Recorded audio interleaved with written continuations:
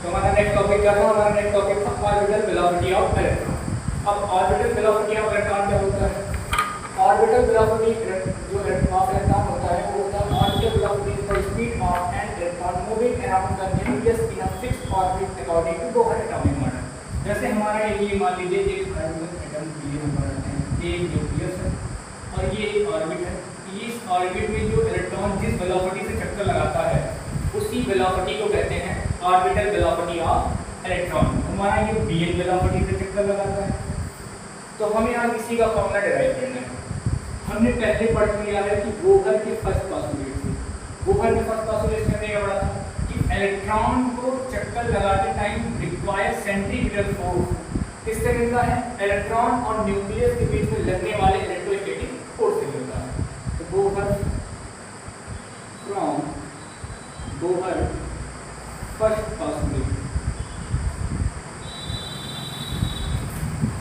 जो कि होता क्या है? जो कि होता है mvn², या ऐसे आप लिख सकते हैं कि Fc बराबर होता है F E के। Fc मतलब सेंट्रीफ्यूगल फोर्स, Fe मतलब इलेक्ट्रोस्टैटिक फोर्स। mvn² इसका फॉर्मूला होता है सेंट्रीफ्यूगल फोर्स का Rn, और ये हो जाएगा 1/4 pi epsilon naught Ze² Rn का स्क्वायर। और इसे हम मान लेते हैं इक्वेशन नंबर हमारा 1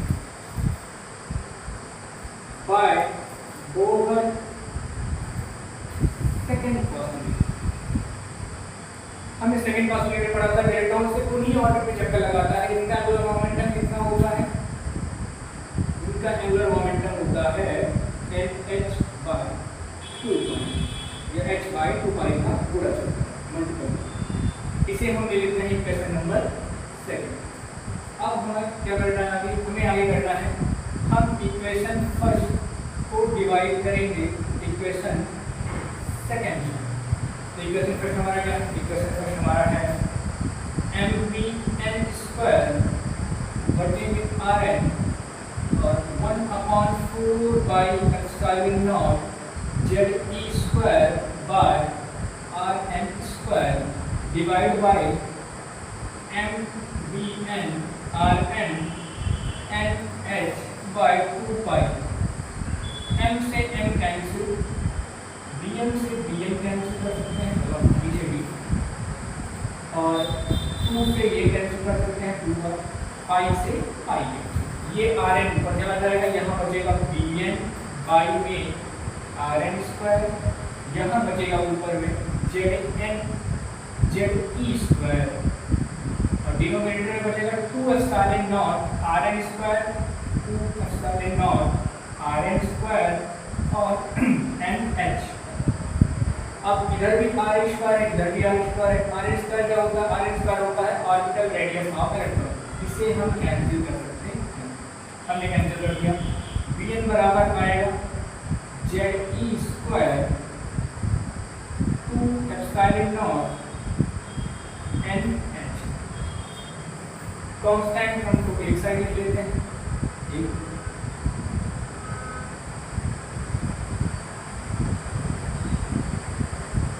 और यही जो फॉर्मूला है, यही जो इक्वेशन है, यही है क्या? दिस इज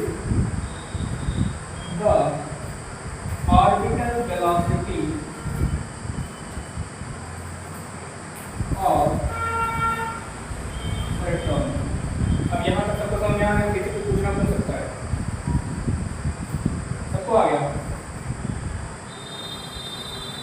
आगे देखते हैं, आगे देखते हैं। ये जो इतना कांस्टेंट टर्म है इसे हम कहते हैं V0 over velocity, over velocity. ये E² by 2 epsilon not h। हमें पहले ही पता है कि E की वैल्यू होती है 1.6 × 10⁻19 कूलम्ब, एप्सिलॉन नॉट की वैल्यू होती है 8.85 × 10⁻12 कूलम्ब स्क्वायर पर न्यूटन स्क्वायर। h का होता है कूलम्ब कांस्टेंट 6.6 × 10⁻34 जूल सेकंड।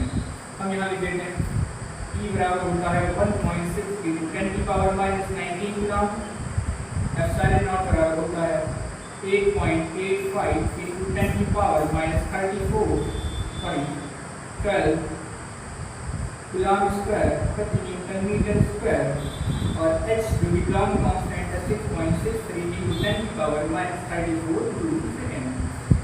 हम जब की सारी वैल्यूज को यहाँ पुट करते हैं तो हमारा पी नॉट की जो वैल्यू मिलती है ये हो जाएगी 1.6 into 10 की पावर माइनस 19 का होल स्क्वायर और अपॉन में हो जाएगा 2 एप्सिलॉन नॉट की वैल्यू 8.85 into 10 की पावर माइनस 12 और h की वैल्यू हो जाएगी 6.63 into 10 की पावर माइनस 34।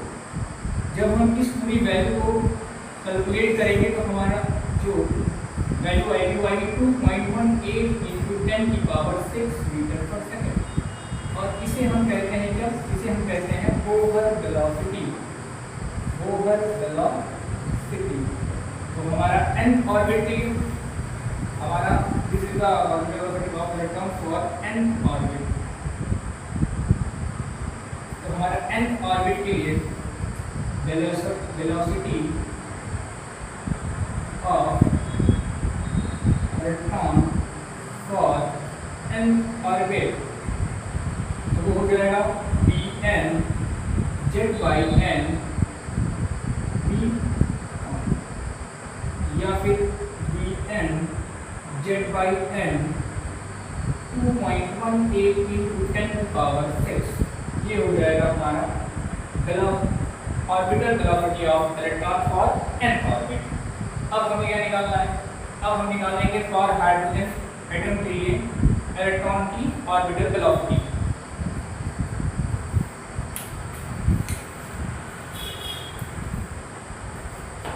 चलिए हम निकाल लेते हैं क्या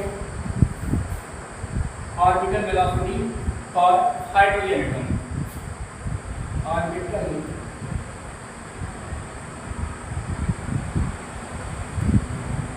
velocity of electron for n orbit for hydrogen atom.